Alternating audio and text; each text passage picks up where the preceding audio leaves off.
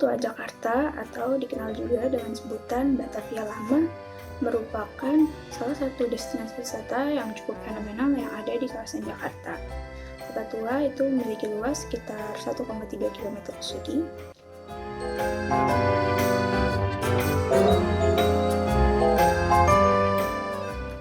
Jadi sejarahnya itu pada sekitar abad ke-16, Kota Tua itu dijuluki sebagai Permata Asia dan juga Ratu dari Timur oleh pelayar-pelayar dari Eropa. Hal tersebut dikarenakan pada saat itu Kota Tua dijadikan sebagai pusat perdagangan di benua Asia karena lokasinya yang sangat strategis dan juga sumber daya alamnya yang sangat limpah. Kota ini dirancang dengan arsitektur bergaya Eropa Belanda, lengkap dengan benteng, dinding kota, dan juga kanal.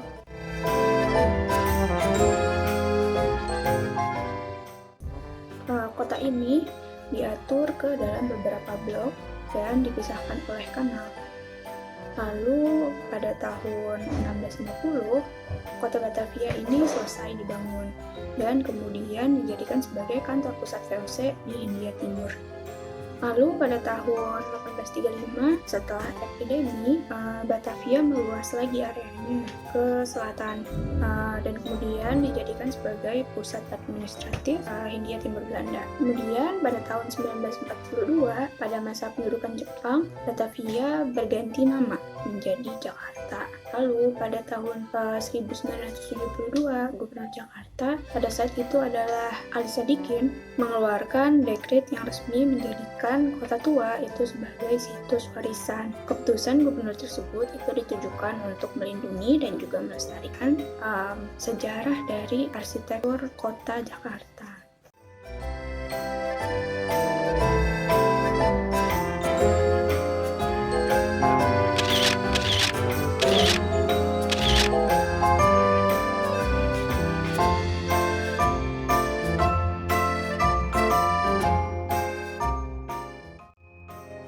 Kota Tua itu memiliki peran penting, diantaranya sebagai pemukiman penting, pusat kota, terus juga berperan sebagai pusat perdagangan di Asia sejak abad ke-16. Nah, selain itu, Kota Tua itu juga berperan sebagai rumah bagi beberapa tempat bersejarah yang ada di Jakarta, seperti Museum Bank Indonesia, Museum Wayang, Museum Bank Mandiri, Museum Fathahillah, Museum Seni Rupa dan Keramik, dan Cafe Batavia. Nah, kita bakal bahas satu persatu dari tempat-tempat yang barusan disebutin. Yang pertama adalah Museum Bank Indonesia. Museum Bank Indonesia merupakan sebuah museum yang berada di area bekas gedung Bank Indonesia Kota. Museum Bank Indonesia merupakan cagar budaya peninggalan di Jakarta Jepang yang dibangun pada tahun 1828. Museum ini menyajikan informasi-informasi yang berkaitan dengan peran Bank Indonesia dalam perjalanan sejarah bangsa Indonesia, mulai dari masa penjajahan negara barat hingga terbentuknya Bank Indonesia pada tahun 1953. Termasuk juga informasi-informasi terkait kebijakan Bank Indonesia serta latar belakang dan dampaknya bagi masyarakat Indonesia hingga tahun 2005. Museum Bank Indonesia itu diresmikan melalui 2 tahap. Tahap yang pertama atau soft opening itu dilakukan pada tanggal 15 Desember 2006 oleh Gubernur Bank Indonesia yang pada saat itu adalah Pak Burhanuddin Abdullah. Lalu peresmian tahap kedua atau grand opening itu dilakukan oleh Presiden RI Susilo Bambang Yudhoyono pada tanggal 21 Juli 2009. Selanjutnya ada Museum Wayang. Museum ini memamerkan berbagai jenis dan bentuk wayang dari berbagai daerah di Indonesia yang terbuat dari kulit, kayu, ataupun bahan-bahan yang lain. Tidak hanya wayang-wayang dari Indonesia saja, wayang-wayang yang berasal dari mancanegara itu dapat juga ditemui di museum ini, seperti wayang dari Kamboja, wayang dari Tiongkok, wayang dari Malaysia, dan lain-lain. Hingga saat ini, Museum Wayang itu memiliki lebih dari 4.000 koleksi. Pada umumnya, boneka-boneka yang dikoleksi di Museum Wayang itu merupakan boneka-boneka yang berasal dari Eropa. Namun ada juga boneka-boneka yang berasal dari negara-negara non-Eropa, seperti boneka dari Korea, boneka dari Tiongkok, boneka dari Kamboja, boneka dari Vietnam, India, dan lain-lain.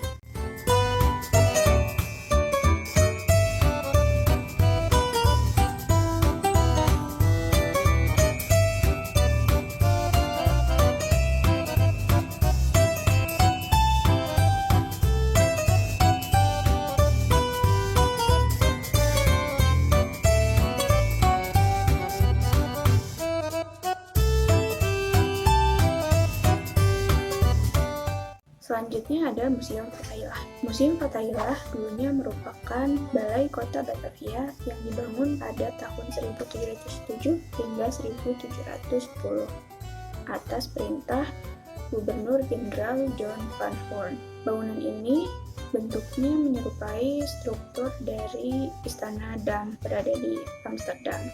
Struktur dari bangunan Museum Fathahillah ini terdiri dari bangunan utama yang punya dua sayap, yaitu sayap sebelah barat dan sayap sebelah timur. Lalu ada bangunan sanding yang digunakan sebagai kantor dan juga ruang pengadilan. Objek-objek yang bisa ditemukan di Museum Fathahillah ini antara lain adalah perjalanan dari sejarah kota Jakarta, lalu ada juga replika peninggalan masa Tarumanegara dan Pajajaran, lalu ada hasil penggalian arkeologi yang ada di Jakarta, lalu ada juga koleksi mebel antik yang itu koleksi-koleksi dari abad ke-17 hingga ke-19.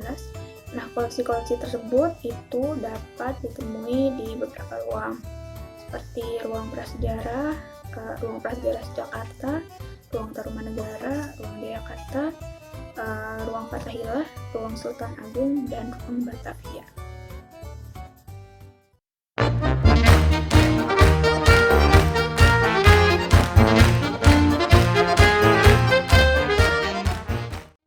Museum Seni Rupa dan Keramik itu memajang koleksi-koleksi keramik lokal yang berasal dari berbagai daerah di Indonesia dan juga keramik-keramik yang berasal dari mancanegara. Selain itu, museum ini juga memamerkan koleksi keramik dari era Kerajaan Majapahit pada abad ke-14.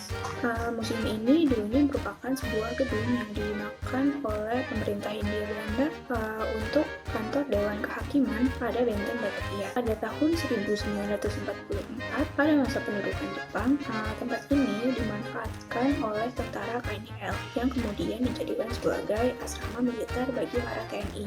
Lalu sejak tahun 1997 hingga 1973, gedung ini digunakan oleh Wali Kota Jakarta Barat sebagai kantor Wali Kota. Kemudian pada tahun 1976, gedung ini diresmikan oleh Presiden Soeharto sebagai Balai Seni Rupa Jakarta.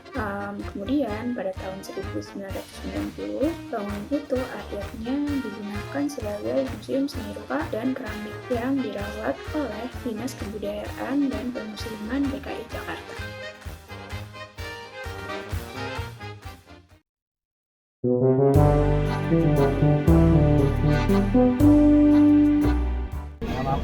Nama aku Davino. Nama aku Aksel. Nama saya Pak. SMP Islam Fathahillah. Kalau kamu? Sama. Kalau yang boleh tahu, kesibukan kakak apa? Kerja.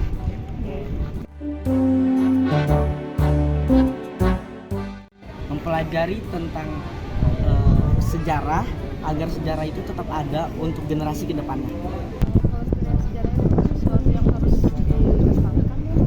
Cuman kan kayak zaman sekarang tuh kayak jarang aja gitu kan yang mau mengelola kayak pelestarian sejarah itu.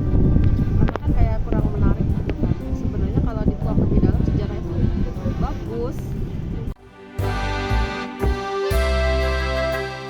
Agar sejarah Indonesia itu tidak hilang atau tidak punah di negara Indonesia.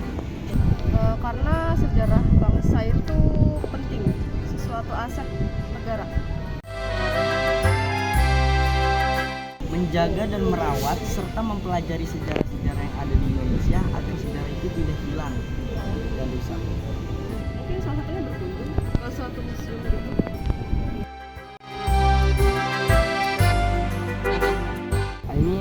generasi Indonesia itu nggak boleh kalah sama generasi-generasi di luar sana atau di negeri sana yang mau mempelajari sejarah-sejarah di negeri sana.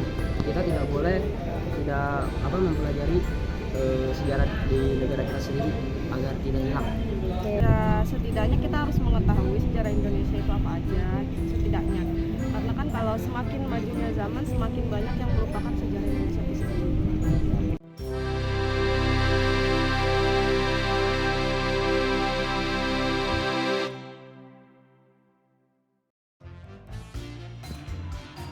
Pelestarian sejarah adalah gerakan dalam perencanaan yang dirancang untuk melestarikan bangunan dan kawasan tua dalam upaya untuk mengangkat sejarah suatu tempat dengan populasi dan budaya.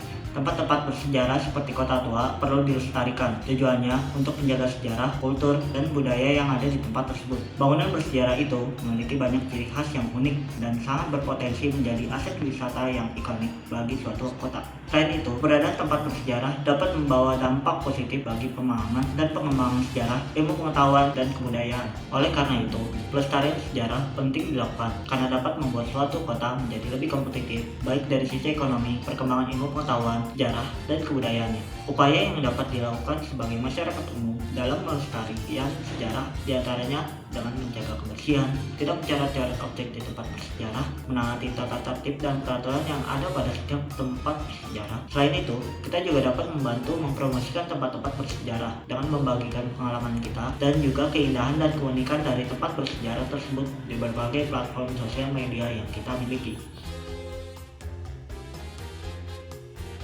Kota tua menyimpan beragam sisi bersejarah yang dapat kita pelajari dan nikmati, sehingga perlu kita untuk terus lindungi dan dijaga supaya tetap lestari. Kalau bukan kita yang turut andil dalam melestarikannya, siapa lagi?